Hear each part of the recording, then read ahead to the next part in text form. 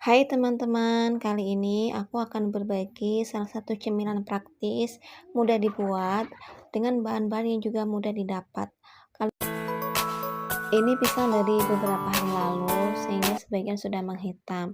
Ini udah aku pisahin, mana yang masih bisa dipakai, mana yang tidak. Seperti biasa, ini aku pakai pan kesayangan aku dari bahan cast iron. Kalian bisa memakai margarin kalau ada untuk memangangnya. Kalau nggak ada juga bisa pakai minyak goreng biasa. Pakai yang ada aja di rumah. Setelah lelehin margarin, kalian cukup panggang pisang di atas pannya. Lakukan terus sampai pisangnya habis.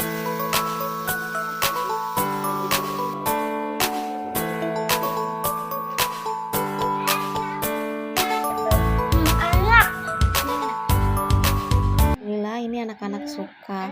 Kalian juga bisa recook ya. Terima kasih.